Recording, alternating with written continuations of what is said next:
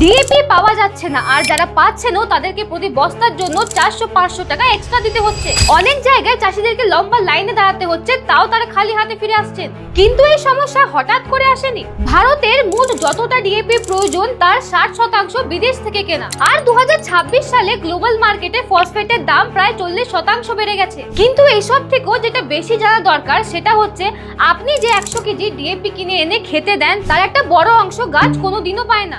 বাস্তবে ডিএপির একটা বড় অংশ মাটিতে গিয়ে ক্যালসিয়াম, আয়রন আর অ্যালুমিনিয়ামের সাথে রিঅ্যাকশন করে মাটিতে লক হয়ে যায়, আর তাই গাছ সে ফসফরাসকে নিতে পারে না। তাহলে এবারে কথা হলো, যদি এই লক হয়ে যাওয়া ফসফরাসকে একবার গাছের জন্য উপলব্ধ করানো যায় তাহলে নতুন ডিএপির প্রয়োজনও কমবে আর গাছও ভালো পুষ্টি পাবে। আর এটা কিভাবে করবেন সেটা নিয়ে কথা বলবো আজকের এই ভিডিওতে।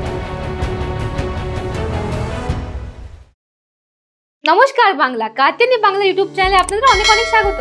দেখুন, ডিএপির উপর নির্ভর থাকে প্রায় সবই চাষি। ধান, গম, সবজি ফসল সবতেই এই ডিএপির প্রয়োজন হয়। কিন্তু এখন যে সমস্যাটা এসে দাঁড়িয়েছে সেটা হচ্ছে ডিএপির বাড়তে থাকা দাম আর ঠিক সময় ডিএপি না পাওয়া। তাই আজকের এই ভিডিওতে আমরা এরকম একটি কম্বো নিয়ে কথা বলবো যেটা আপনার ডিএপির উপর নির্ভরতাকে অনেক কমিয়ে দেবে। কারণ সেটা যদি আপনি মাটিতে ব্যবহার করেন তাহলে মাটিতে লক হয়ে থাকা ফসফরাস গাছের কাছে নিজেই পৌঁছে যাবে। তাহলে এবার আসুন কথা বলি যে কম্বোতে আসলে কি কি আছে, এটা কিভাবে কাজ করে আর এটাকে কিভাবে ব্যবহার করলে ডিএপির প্রয়োজন অনেকটা কমে যাবে। ওই কম্বোটির বিষয়ে জানার আগে আরেকটা কথা বুঝে নিন। আপনারা যে ডিএপি মাটিতে দিচ্ছেন সেটা ক্যালসিয়াম, আয়রন আর ম্যাগনেসিয়ামের সাথে মিক্স হয়ে মাটিতে লক হয়ে যাচ্ছে, আর এটা হতে বেশিক্ষণ সময় লাগে না, মাত্র 24 থেকে 48 ঘন্টার মধ্যে হয়ে যায়। আর তারপর সেই ফসফরাস মাটিতেই থেকে যায়, গাছ তাকে নিতে পারে না। কিন্তু একটা ভালো কথা এটা হলো যে সেই ফসফরাস মাটিতেই জমা থাকে, সেটা নষ্ট হয় না। তাই যদি আপনার ঠিক জিনিস ব্যবহার করে ওই ফসফরাসকে গাছের জন্য উপলব্ধ করাতে পারেন তাহলে নতুন করে এত ডিএপি দেওয়ার প্রয়োজনই পড়বে না। এবারে আসুন কথা বলি ওই কম্বো নিয়ে যেটা এই কঠিন কাজকে সহজেই করে দেবে। তাছাড়া এই কম্বোতে আছে মোট 4টি উৎপাদ। প্রথম হচ্ছে কাট্যানি গ্রোথ সারথি। এটা একটা জৈবিক সার যেটা পাউডার ফর্মে পাওয়া যায়। এই গ্রোথ সারথির মধ্যে এমন কিছু কার্যকর ব্যাকটেরিয়া আছে যেটা মাটির মধ্যে লক থাকা ফসফরাসকে আবার ভেঙে গাছের জন্য ব্যবহারযোগ্য করতে সাহায্য করে। আর শুধু তাই নয়, এই ব্যাকটেরিয়া গাছের কাছে নাইট্রোজেন আর পটাশিয়ামও পৌঁছে দেয়। এবারে এই কম্বোতে দ্বিতীয় নম্বর প্রোডাক্ট হচ্ছে ভূমি রাজা। ভূমি রাজার মধ্যে আছে জীবিত বন্ধু ছত্রাক, যার মধ্যে রয়েছে ভাস্কুলার আর ব্যাসকুলার মাইকোরাইজা। প্রতি গ্রামে 1200 আইপি। তাছাড়া গাছের শিকড় মাটিতে ছড়ানোর একটা সীমা আছে।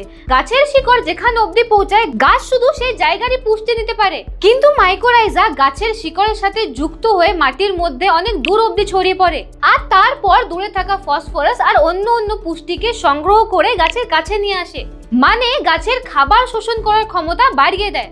এইবারে এই কম্বোতে যে 3 নম্বর প্রোডাক্টটি আছে সেটা হচ্ছে কার্টেনি অ্যাক্টিভেটেড হিউমিক প্লাস ফুলবিক অ্যাসিড। আপনাদেরকে আগেই বোঝালাম যে ফসফরাস মাটিতে গিয়ে ক্যালসিয়াম আর আয়রনের সাথে রিঅ্যাক্ট করে লক হয়ে যায়, আর হিউমিক অ্যাসিড সেই রিঅ্যাকশনকে কমাতে সাহায্য করে। ফলে ফসফরাস বেশি সময় অবধি গাছের কাছে উপলব্ধ থাকে আর গাছ সহজেই নিতে পারে। এবারে আসি এই প্রোডাক্টের চতুর্থ আর সবচেয়ে গুরুত্বপূর্ণ প্রোডাক্টের কথায়, যেটা হচ্ছে গোবরের সার বা ভার্মি কম্পোস্ট।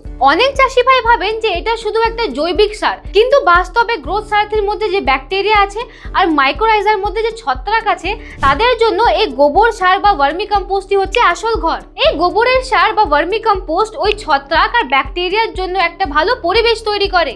যদি মাটিতে জৈবিক পদার্থ না থাকে তাহলে সেই জীবাণুগুলো মাটিতে দীর্ঘদিন অবধি টিকবে না।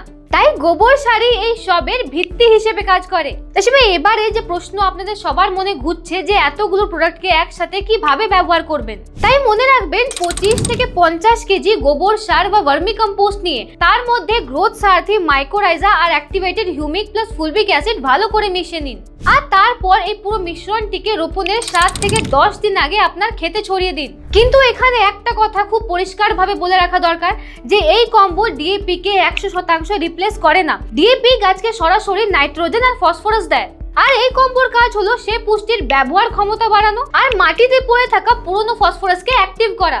এই কম্বোকে ব্যবহার করলে ডিএপির প্রয়োজন প্রায় 30 থেকে 50% অবধি কমানো সম্ভব। তাছাড়া ডিএপির দাম বাড়ছে আর বাজারে এই ডিএপি পাওয়াও যাচ্ছে না, আর আগামী দিনে এই পরিস্থিতি আরো বাড়তে পারে। তাই যে চাষি ভাইরা আজ থেকে মাটিতে পড়ে থাকা পুরনো ফসফরাসকে ব্যবহার করার দিকে নজর দেবেন তারাই ভবিষ্যতের জন্য আরো ভালোভাবে প্রস্তুত থাকবেন। চাষি ভাই, যদি ভিডিওটা ভালো লেগে থাকে তাহলে একটা লাইক নিশ্চয়ই করবেন, আর চাষ সম্পর্কে আরো এরকম অনেক তথ্যের জন্য আমাদের চ্যানেলকে সাবস্ক্রাইব করতে একদমই ভুলবেন না। দেখা হচ্ছে পরের ভিডিওতে। ধন্যবাদ।